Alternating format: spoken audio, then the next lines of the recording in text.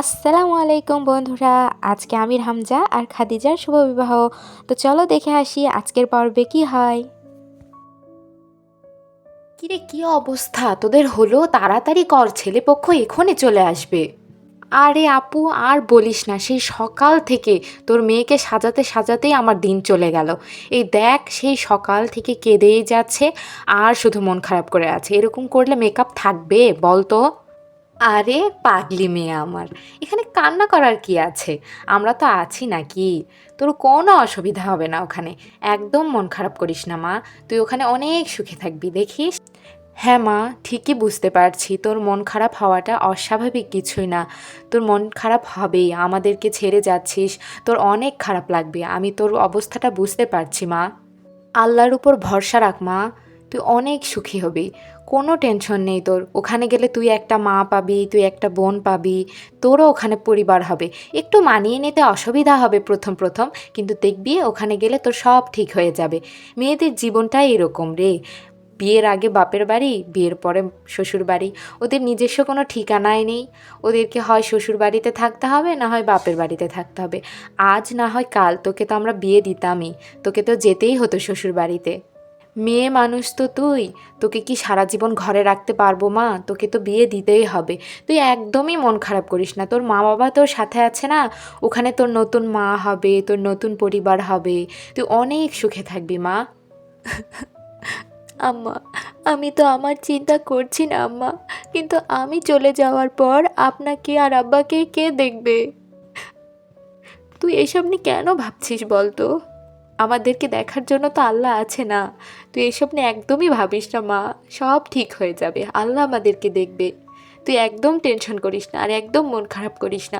তুই যদি মন খারাপ করে চলে যাস তাহলে আমাদের কি ভালো লাগবে বল? মা রে, তুই আর মন খারাপ করিস না মা।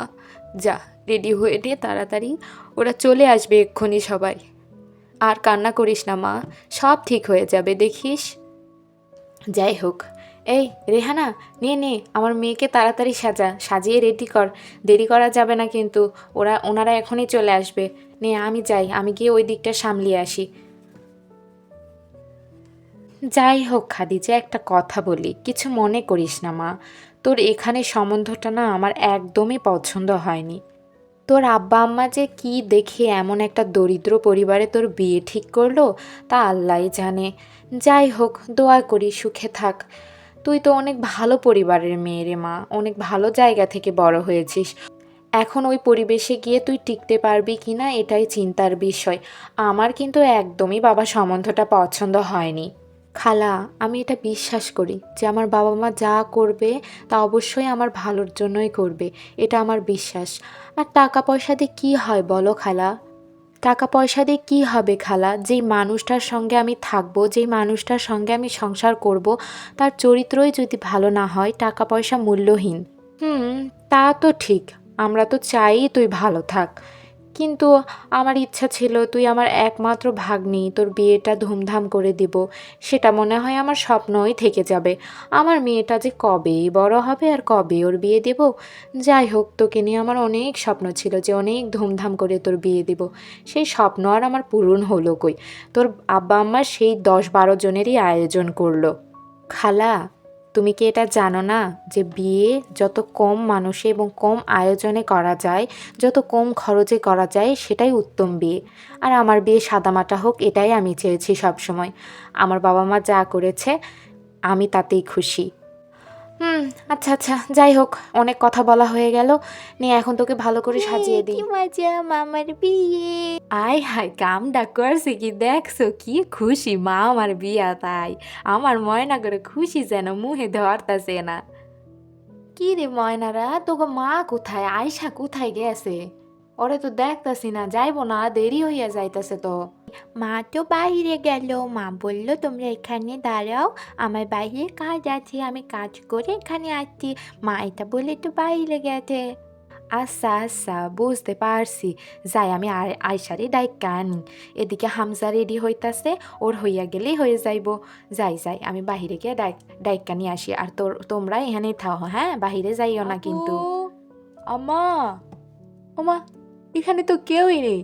ও বাবা গো, এরা কারা? হ্যাঁ, আমার দুই মা পরী নাকি? একেবারে পরীর মতো লাগছে, মনে হচ্ছে আসমান থেকে পরী নেমে এসেছে। মাশাল্লাহ মাশাল্লাহ। মামা, তোমাকেও সুন্দর লাগছে, তোমাকে এই সাদা পাঞ্জাবিটা পরে অনেক সুন্দর লাগছে। হ্যাঁ ভাই, এই তো আসছি। ও বাবা, কে এটা? হ্যাঁ, এটা কি আমার ভাই নাকি? মাশাল্লাহ, তোকে অনেক সুন্দর লাগছে ভাই, নজর না লাগুক। ধ্যাত, আপু তুইও না বাচ্চাদের মতো কথা বলিস। থাক থাক, আর লজ্জা পেতে হবে না। হা হা, হইছে নে, তোগো ভাই বোনের খুনছুটি হইয়া গেলে এখন চল। হ্যাঁ আম্মা, চলেন চলেন, আর দেরি করা যাবে না, অনেক দেরি হয়ে গেছে এমনি। জি, আসলে আমি প্রথমে আপনাদের কাছে আন্তরিকভাবে দুঃখিত। সেদিনের ঘটনার পর আমি অনেক ব্যথিত হয়েছি। তাই আপনাদের কাছে কি বলে ক্ষমা চাইবো বা মাফ চাইবো সেটা আমার জানা নেই। দয়া করে আমাকে মাফ করে দেবেন। না ভাই, যা হওয়ার হইয়া গেছে, মাপ চাইয়া আমার আর ছোট করবেন না। এখন আমাদের পোলা মাইয়ার ভবিষ্যৎ নিয়ে চিন্তা করতে হইব, ওরা কি করলে ভালো থাকবো, এইটাই আমাগো এখন চিন্তা। আপনি এসব নিয়ে আর টেনশন কইরেন না। হ্যাঁ আপা, আপনাদের উপর ভরসা করি বলেই আমি আমার ঘরের রত্নকে আপনাদের ঘরে পাঠাচ্ছি। দয়া করে আপা, আপনি আমার মেয়েকে সুখে রাখবেন। আমি আপনাদের কাছে এটাই চাই, আর কিছুই চাওয়ার নেই আমার। বাবা আমির, তুমি দাঁড়িয়ে আছো কেন? বসো এখানে বাবা। তা ভাই, সবই তো বুঝলাম, কিন্তু কাজী সাহেব তো এখন আইলেন না। আপা, আপনি কোনো চিন্তা করবেন না। আমি থাকতে কাজী সাহেব ডাকতে হবে কেন? আমিই বিয়ে পড়াবো আমার মেয়ের। ও আচ্ছা, যাক আলহামদুলিল্লাহ। আচ্ছা আপা, আপনি একটু দাঁড়ান, আমি এখনই খাদিজার আম্মাকে ডাক দিচ্ছি, খাদিজাকে নিয়ে আসুক। কই গো খাদিজার আম্মা, খাদিজাকে নিয়ে এসো তাড়াতাড়ি, ওনারা চলে এসেছে। এই যে আমাদের মেয়ে চলে এসেছে। মাশাল্লাহ মাশাল্লাহ, এই তো দেখি যেন আসমান থেকে নেমে আসা একটা পরী। পরী। মাশাল্লাহ, কোনো নারী এতটাও সুন্দর হতে পারে? এ যেন সাক্ষাৎ জান্নাতের হুর। আমার তো বিশ্বাসই হচ্ছে না, এটা কি মানুষ নাকি কোনো পরী?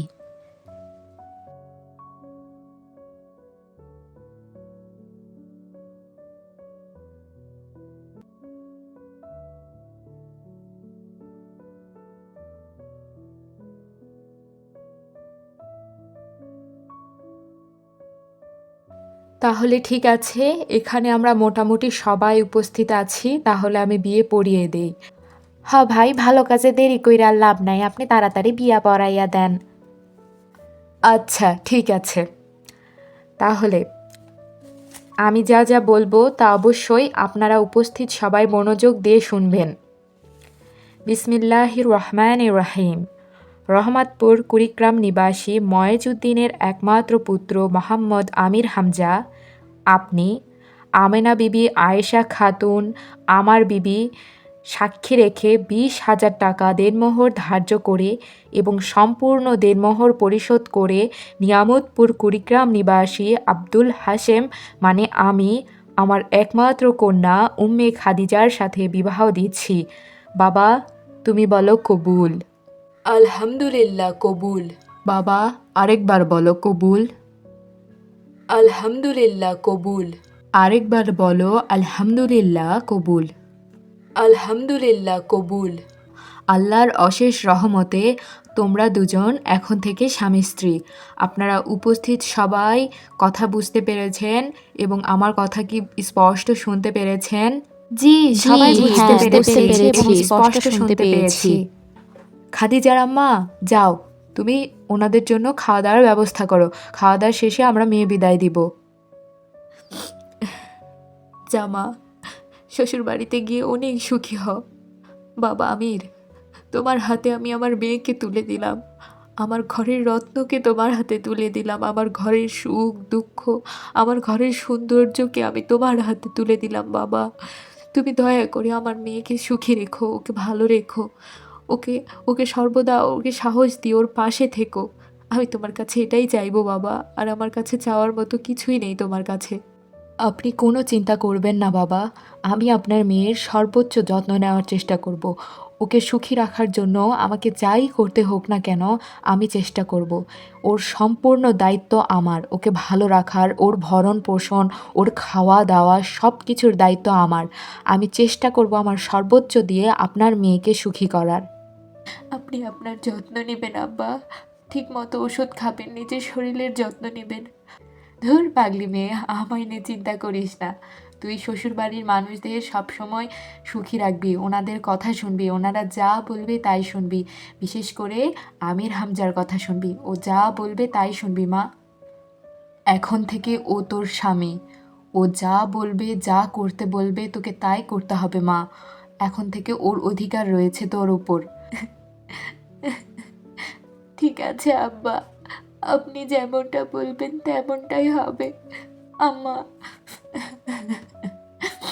আম্মা আমি যাই আম্মা, আমার জন্য আপনারা দোয়া করবেন।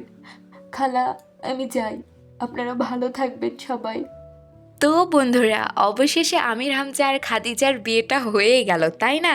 তো ওদের সংসার জীবনের দুষ্টু মিষ্টি গল্প দেখার জন্য অবশ্যই আমার চ্যানেলটা সাবস্ক্রাইব করে রাখো, আর আমার ভিডিওগুলো ভালো লাগলে অবশ্যই অবশ্যই শেয়ার করো আর লাইক দিতে ভুলবে না। তো সবাই অনেক ভালো থাকো, আল্লাহ হাফেজ।